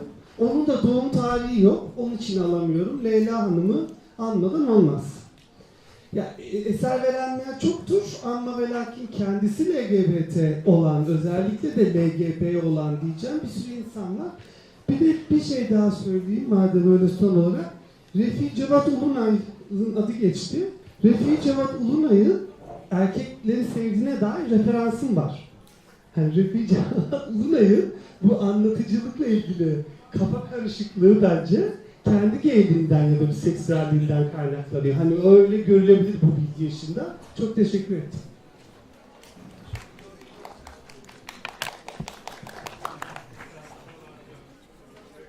Başka sorusu olan?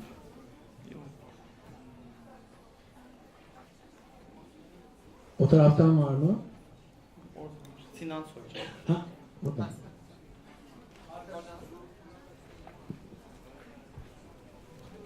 Çok teşekkürler. Çok güzel bir sunum.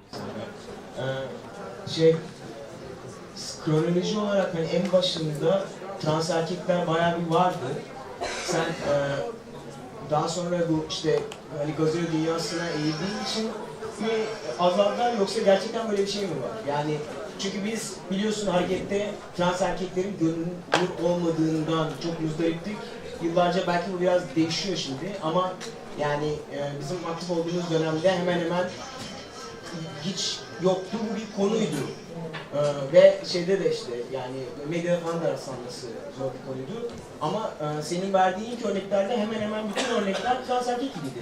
Yani öyle bir kronoloji mi var? Bunlar varlar, birden yok oluyorlar. Ben dediğim gibi çok sistematik bir şey değil benim çalışmam ama yani rastladığım trans erkek çok az. Mesela işte hafta sonunda 1968 yılında Saniye Can diye bir türkücünün ameliyatlı erkek olacağına dair bir haber çıkıyor.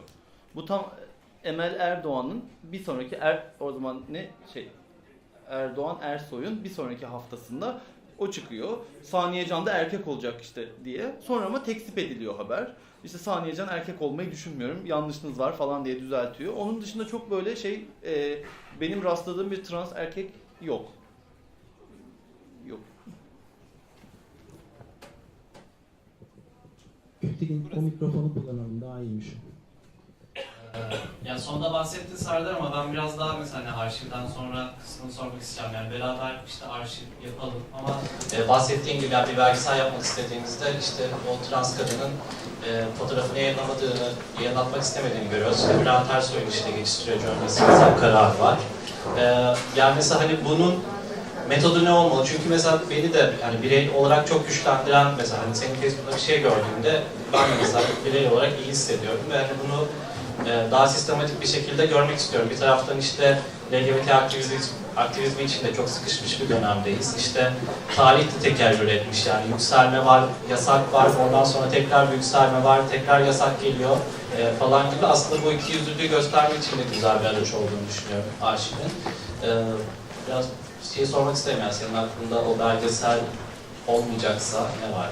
Bir kere şey var, Pembe Bellek diye bir domain aldım. Yani sayfa adı. Orada bunların hepsini paylaşacağım.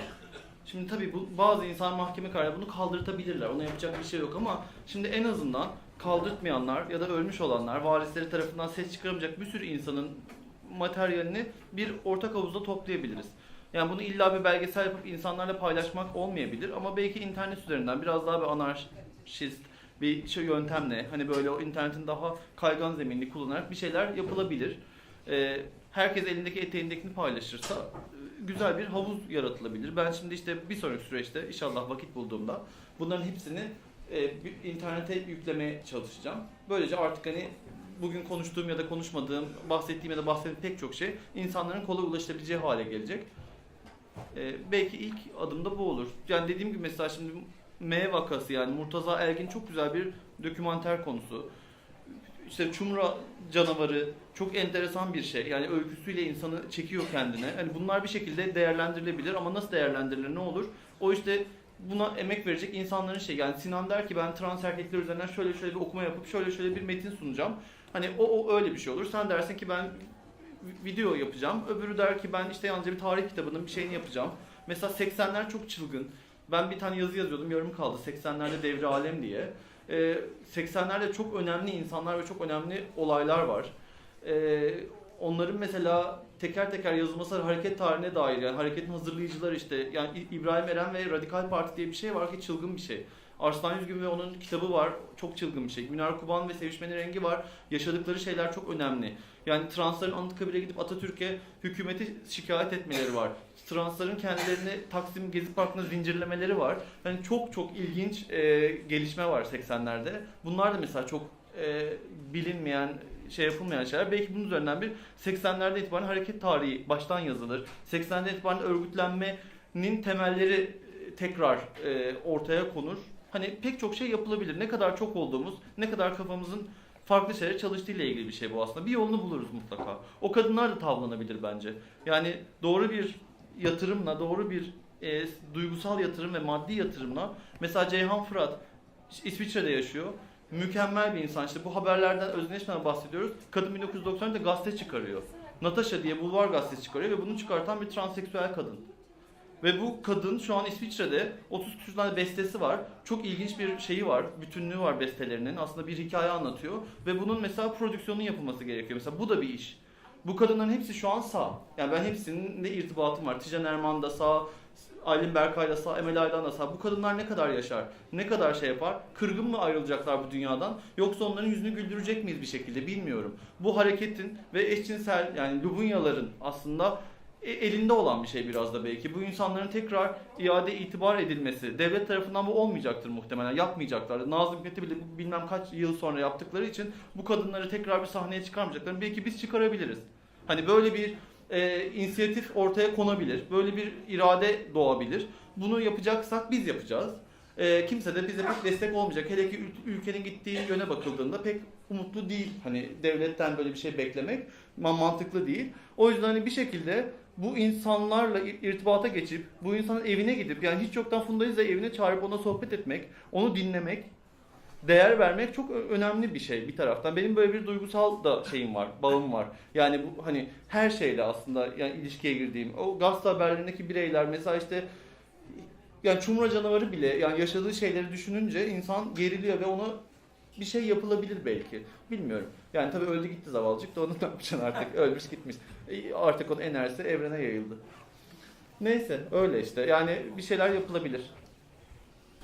Başka sorusu olan var mı?